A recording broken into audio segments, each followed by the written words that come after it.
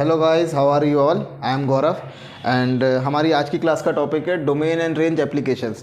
इससे पहले भी हमारे चैनल पर डोमेन एंड रेंज के ऊपर एक वीडियो आया था, लेकिन उसमें मैंने डोमेन एंड रेंज क्या है उसके बारे में डिस्कस किया था।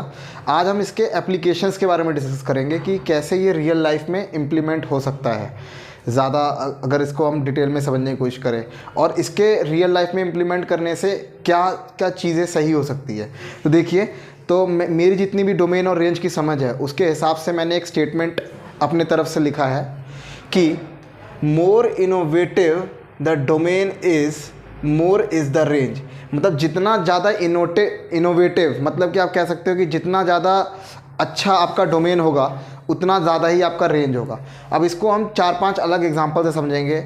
जैसे साइंस स्टूडेंट के लिए अलग होगा, कॉमर्स के लिए अलग होगा, ह्यूमैनिटीज स्टूडेंट के लिए अलग होगा, और एक जनरल एग्जांपल होगा जो कि कोई भी स्टूडेंट समझ सकता है। तो ये वीडियो कोई भी स्टूडेंट देख सकता है। सबसे पहले साइंस के बच्चों के लिए। अब देखिए, जैसे कि आप जानते होंगे, 2 प्रोग्रामिंग लैंग्वेज के नाम आपने सुने होंगे, C programming and Java programming.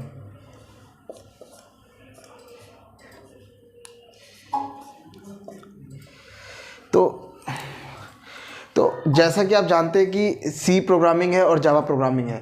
अगर आप सी में प्रोग्रामिंग करेंगे और जावा में प्रोग्रामिंग करेंगे तो उसका क्या फ़र्क होता है। देखिए, जैसे मान लीजिए आपने सी प्रोग्रामिंग करी, तो आपको कोई भी आप प्रोग्राम बनाएंगे, उसके बाद आप उसको एग्जीक्यूट करेंगे। तो जब आप उसको एग्जीक्यूट कर रहे होंगे सी के लिए, तो आपको एक स्पेसिफिक मशीन पे ही वो उसका आउटपुट मिल पाएगा, किसी स्पेसिफिक मशीन पे ही। मतलब यहाँ पे प्लेटफॉर्म डिपेंडेंट होता है। लेकिन वहीं अगर हम जावा की बात करें तो ये प्लेटफॉर्म इंडिपेंडेंट होता है। मतलब आप क्या कर सकते हैं, इसको पहले कंपाइल करिए और उसके बाद जब आप इसको इंटरप्रेट करेंगे या फिर जब आप इसको एग्जीक्यूट कर रहे होंगे तो आप किसी भी विंडोज़ पे कर सकते हैं। विंडोज़ 32 हो, विंडोज़ 64 हो या फिर सोलराइज हो। तो इससे हम क्या समझ सकते हैं कि जैसे ही आपने अपना डोमेन चेंज किया, मतलब आपने क्या किया, सी से भी प्रोग्रामिंग होती है और जावा से भी प्रोग्रामिंग होती है, लेकिन जैसे ही आपने सी की जगह अपना डोमेन क्या किया, जावा किया, अपना डोमेन इनोवेटिव कर दिया, तो आपकी रेंज बढ़ गई ना। अब आप किसी भी सिस्टम पे काम कर सकते हैं, आपको किसी स्पेसिफिक दूसरे मशीन की ज़रूरत नहीं पड़ेगी। तो ये आपको एग्जांपल समझ में आया होगा। ये साइंस स्टूडेंट्स के लिए था। अब आपको मैं कॉमर्स स्टूडेंट्स के लिए एग्जांपल देता हूँ।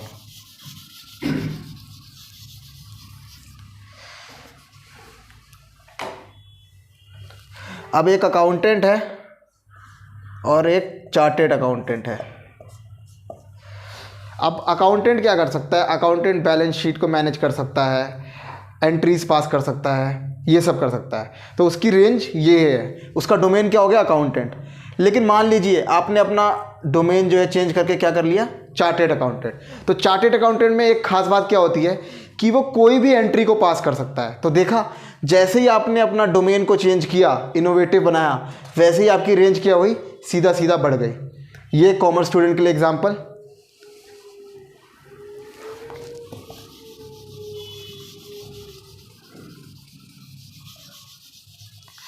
नेक्स्ट, अगर हम ह्यूमैनिटीज स्टूडेंट के लिए देखना चाहे तो हम कह सकते हैं लॉयर,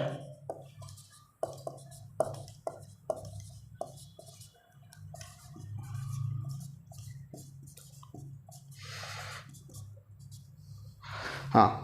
अब लॉयर और एडवोकेट, अब आप सोच रहे होंगे लॉयर और एडवोकेट में क्या फ़र्क है। तो देखिए, जैसे मान लीजिए आप एक लॉयर है, आपने क्या किया, ह्यूमैनिटीज़ पूरी करी, उसके बाद लॉ की पढ़ाई करी और लॉयर बन गए। तो लॉयर बनने के बाद आप क्या कर सकते हैं, केस लड़ सकते हैं। लेकिन इसमें एक फ़र्क होता है, लॉयर बनने से आपने केस लड़ लिया, उसी की जगह मान लीजिए आप एडवोकेट है, तो एडवोकेट होके आपको क्या होगा कि अगर मान लीजिए आपके ऊपर केस होता है तो आप अपना केस खुद भी हैंडल कर सकते हैं। लेकिन अगर आप लॉयर है तो लॉयर जब आप होंगे तो आपको अपना केस किसी और से लड़वाना होगा अगर आपके ऊपर केस हो गया। तो एडवोकेट का क्या होता है, एडवोकेट होते ही आपको फ़ायदा ये होता है कि आप अपना केस खुद भी लड़ सकते हैं। तो देखा यहाँ पर, जब आप लॉयर है तो आपकी रेंज कम है, नंबर ऑफ केसेस आपको कम मिले ना। लेकिन आप एडवोकेट है तो आपके केस, नंबर ऑफ केसेस क्या हुए, बढ़ गए। मतलब आपको केस आप ज़्यादा लड़ सकते हैं, पहले से ज़्यादा। तो मोर innovative the domain is, more is the range. ये आप तीन एग्जाम्पल तो आप समझ गए। अब इसके बाद हम अपने 4th एग्जाम्पल पे चलेंगे।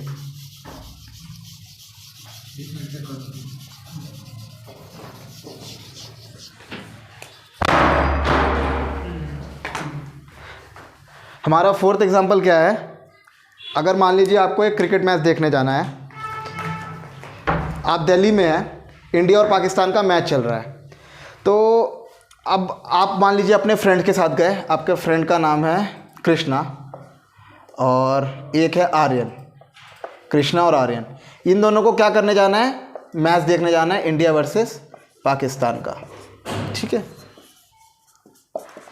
आप लोग गए और मान लीजिए सिचुएशन ऐसी है कि वहाँ पर टिकट्स कम है और आपको फिर भी मैच देखने जाना है, टिकट्स तो कम है, टिकट्स तो नंबर ऑफ़ टिकट्स क्या है, लिमिटेड है, और आपको मैच देखने जाना है, तो आप क्या करिएगा, आप लाइन में लगिएगा टिकट लेने के लिए और देखिएगा कि आपको टिकट मिल जाए। तो वहाँ पर क्या होगा, लाइन होगी लंबी और हो सकता है आपको टिकट मिल भी जाए और हो सकता है आपको टिकट ना भी मिले।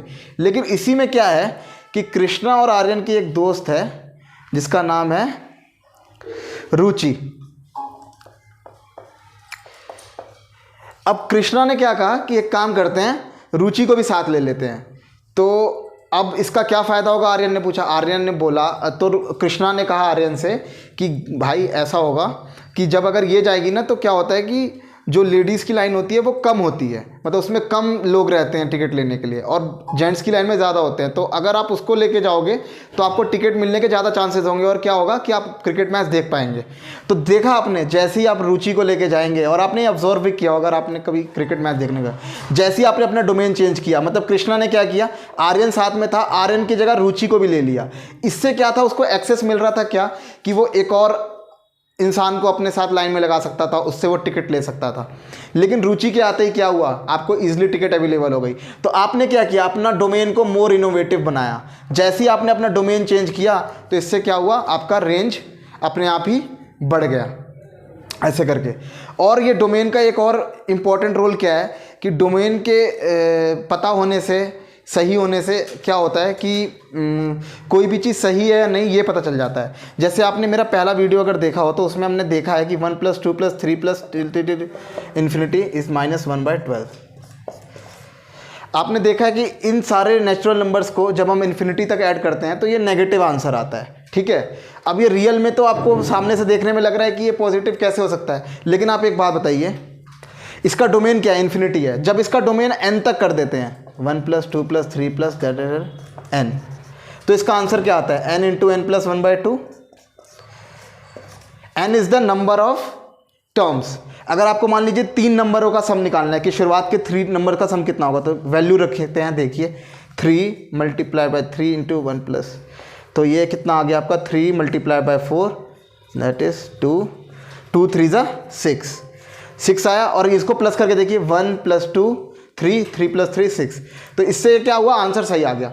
लेकिन जब ये इन्फिनिटी तक हुआ तो ये आंसर नेगेटिव कैसे आ गया, तब ऐसा क्यों नहीं आया, क्योंकि गाइस इन्फिनिटी एक ऐसी टर्म है जिसको डिफाइन ही नहीं किया गया है। तो एक बात बताइए, जो डिफाइंड टर्म्स के साथ अगर आप अनडिफाइंड टर्म को ऐड करिएगा जो कि टर्म डिफाइंड ही नहीं की है, तो उसके बाद क्या होगा, गड़बड़ होगी। जैसे आप कहते हैं ना कि बुरे काम को करोगे तो क्या निकलेगा, बुरा नतीजा। वैसे ही आपने क्या किया, यहाँ पे बुरा काम कर दिया ना, नेचुरल नंबर के साथ आपने इन्फिनिटी जैसी टर्म ऐड कर दी, तो उसका नतीजा क्या निकलेगा, बुरा। बुरा नतीजा क्या निकला, नेगेटिव नंबर आ गया। तो एक्चुअली में ये शुरुआत में जब रामानुजन सर ने निकाला था तो सबने कहा था कि ये गलत है, लेकिन एक्चुअली में उन्होंने सही बात निकाली ना कि अगर गलत चीज़ों को ऐड करोगे तो नतीजा भी गलत मिलेगा। मतलब उन्होंने ये सही बात बताई है हमें। और ये मैंने इसके ऊपर बहुत सोचा, मैंने पहली वीडियो जब से बनाई उसके बाद भी मैंने इसके ऊपर सोचा काफ़ी, तो यहाँ से मैंने ये कंक्लूजन निकाला। तो इसलिए ये चीज़ सही है। तो डोमेन के डिफाइन होने से क्या होता है, हमें बहुत सारी चीज़ें पता चल जाती है कि कोई चीज़ सही आ रही है या कोई चीज़ गलत आ रही है, कैसे आ रही है। और डोमेन का एक और मीनिंग मैंने आपको बताया था कि कभी भी कोई फंक्शन है उसमें अगर आप इनपुट दीजिएगा तो उसके बदले में आपको आउटपुट मिलेगा। तो आपने देखा जैसे जैसे हमने इनपुट चेंज किया और हमें आउटपुट क्या मिला, अलग मिला, हमारी रेंज बढ़ गई, हमें क्रिकेट मैच देखने के लिए रेंज हमारी बढ़ गई। तो ऐसे ही बहुत ही इनोवेटिव और अलग टाइप के वीडियोस देखने के लिए मेरे चैनल को लाइक करें, शेयर करें, सब्सक्राइब करें और कमेंट करें। सो पढ़ाई करते रहे। All the very best.